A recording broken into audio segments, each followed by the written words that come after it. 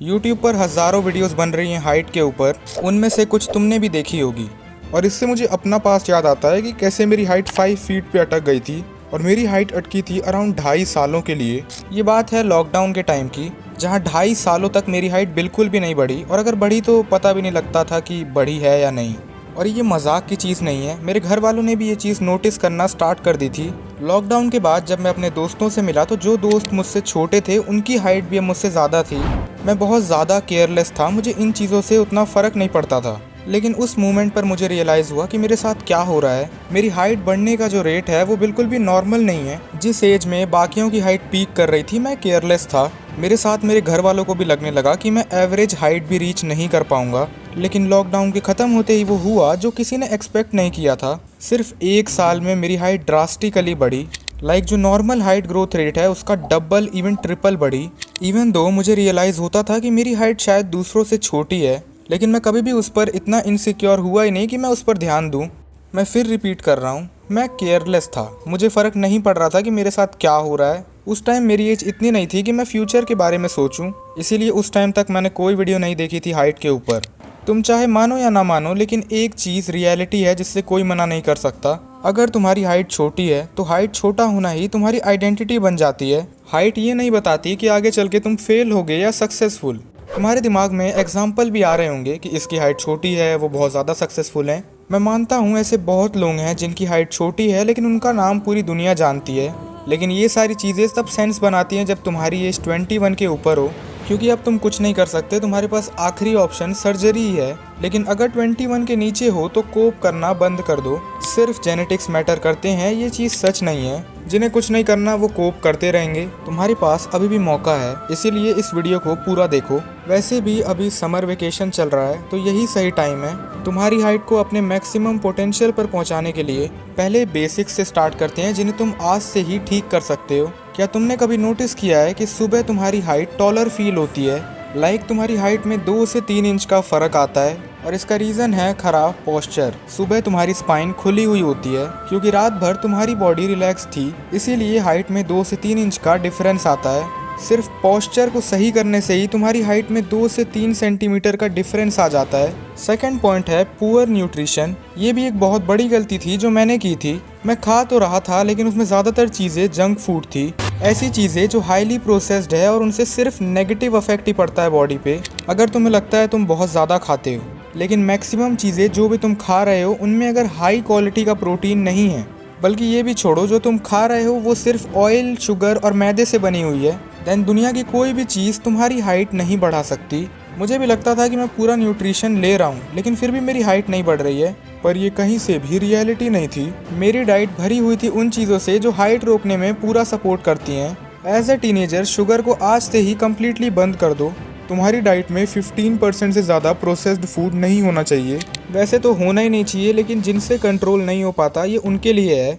इसके अलावा तुम्हें अपनी डाइट में हेल्दी फैट्स वाली चीज़ों को ऐड करना है। Point number 3, obesity. क्या तुम्हें पता है हाइट रुकती कब है?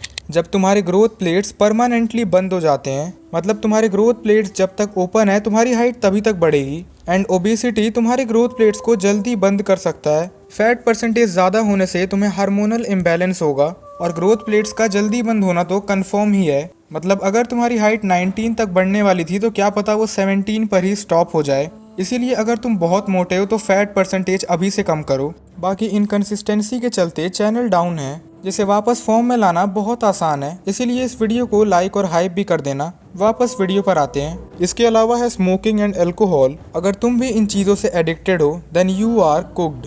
20-21 साल की उम्र में भी तुम्हारी हड्डियां किसी बच्चे जितनी कमज़ोर होंगी, और हाइट को बढ़ाना भूल जाओ। अगला वही बेसिक पॉइंट जिसे तुमने बहुत बार सुन लिया होगा, लेकिन इससे इसकी इम्पोर्टेंस कम नहीं हो जाती। वो है डेली 8 to 9 आवर्स की स्लीप कवर करना। जल्दी सोना चालू करो, ये सबसे इम्पॉर्टेंट पॉइंट है। लेट सोने से तुम डीप स्लीप में नहीं जा पाते। अगर तुम 2 बजे सोते हो तो तुम्हारी हार्मोनल प्रोफाइल भी पूरी खराब हो जाएगी। तुम्हारी एज अगर 18 से कम है तो मिनिमम एम करो 8 to 9 आवर्स ऑफ स्लीप। अगला है नो फिजिकल एक्टिविटी। यही है सबसे बड़ा चेंज। मेरा विश्वास मानो, ये सबसे बड़ा रीज़न है मेरी हाइट ड्रास्टिकली बढ़ने का।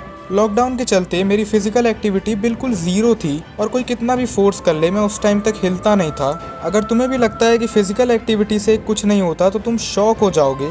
बट एक बार सीरियसली वर्कआउट प्लान फॉलो करके देखो। और यहाँ जो सबसे बढ़िया चीज़ अनजाने में मुझसे हुई वो था घर ही पर वर्कआउट करना। मैंने जिम की जगह कैलिस्थेनिक्स को चूज़ किया। सोचो, एक तरफ हैवी लिफ्टिंग से तुम्हें इंजरी हो सकती है और अगर तुम्हारी ग्रोथ प्लेट्स में इंजरी हुई तो तुम्हारी हाइट सच में ही रुक जाएगी। वहीं सोचो, अगर तुम अपने घर पर ही पुलअप बार से लटक रहे हो, पुशअप्स लगा रहे हो, स्क्वाट्स लगा रहे हो, मशीन्स की जगह अपनी बॉडी का यूज़ कर रहे हो। जब तुम पुलअप बार पर लटकते हो तो तुम्हारी स्पाइन खुलती है, जिससे तुम्हारा पोस्चर बढ़िया हो जाता है। तुम्हारी हाइट अपने आप लंबी लगने लगती है, सिर्फ और सिर्फ सही पोस्चर के कारण। इसीलिए choose calisthenics over gym. Teenage में कैलिस्थेनिक्स से मिलने वाले रिजल्ट्स अनकम्पेरेबल हैं। मैं सच बता रहा हूँ, अगर तुम्हारे स्टेप्स 3-4 हज़ार से भी कम हैं, किसी स्पोर्ट्स में नहीं हो, तुम कोई वर्कआउट प्लान फॉलो नहीं कर रहे हो, तो एक बार कैलिस्थेनिक्स ट्राई करके देखो, तुम्हारी हाइट बढ़नी ही है। इसके अलावा अगर कोई स्पोर्ट रिकमेंड करना हो तो वो होगा बास्केटबॉल एंड फुटबॉल। अगला पॉइंट है हार्मोनल इम्बैलेंस। पहले तुम्हें ये जानना है कि हाइट इंक्रीज होती कैसे है। हाइट इंक्रीज होती है जब तुम्हारी बॉडी जीएच को प्रोड्यूस करती है। जीएच यानी ग्रोथ हार्मोन। हाइपोथैलेमस तुम्हारे ब्रेन को सिग्नल भेजता है और उस सिग्नल के मिलने पर तुम्हारा पिट्यूटरी ग्लैंड ग्रोथ हार्मोन को रिलीज करता है। तुम अपनी बॉडी को जितने रीजंस दोगे हाइट बढ़ाने के लिए, उतने ही चांसेस हैं कि तुम्हारी हाइट एक्चुअली बढ़ जाए। लेकिन रियलिटी में ग्रोथ हार्मोन अकेले पूरा काम नहीं करता है। ग्रोथ हार्मोन ट्रिगर करता है IGF-1 को, जिसका डायरेक्ट इम्पैक्ट तुम्हारी हाइट पर होता है। वैसे तो ये हार्मोन नेचुरली प्रोड्यूस्ड होता है, लेकिन रियलिटी ये है कि ये कई लोगों की बॉडी में उतना रिलीज नहीं हो रहा जितना होना चाहिए था, और इसीलिए वो अपनी पोटेंशियल हाइट को भी रीच नहीं कर पाते।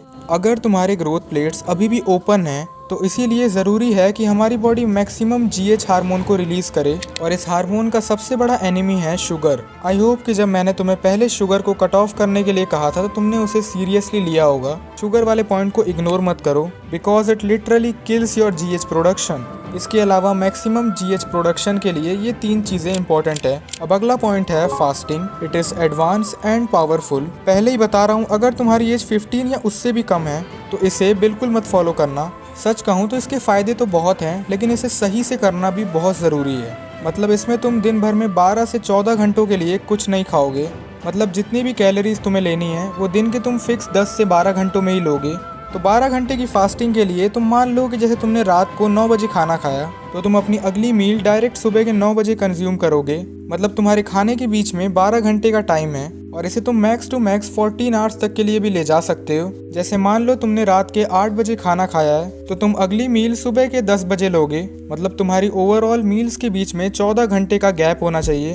अब सुबह के 10 बजे से दोबारा रात के 8 बजे तक तुम जितनी चाहे उतनी कैलोरीज कंज्यूम कर सकते हो अपनी रिक्वायरमेंट और नीड के हिसाब से। लेकिन अगर फिलहाल को तुम अंडर वेट या स्किनी हो तो इसे बिल्कुल फॉलो मत करना। अगर तुम अंडर वेट हो जिसे वेट बढ़ाने की ज़रूरत है तो तुम्हारे केस में तुम जितना खाओगे तुम्हारे लिए उतना ही बेटर है। फास्टिंग वगैरह के चक्कर में मत पड़ना।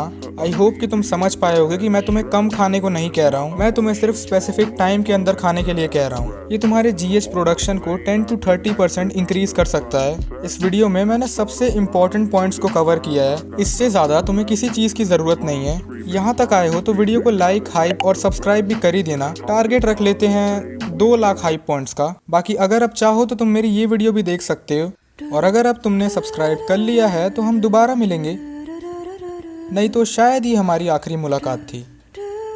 Bye bye.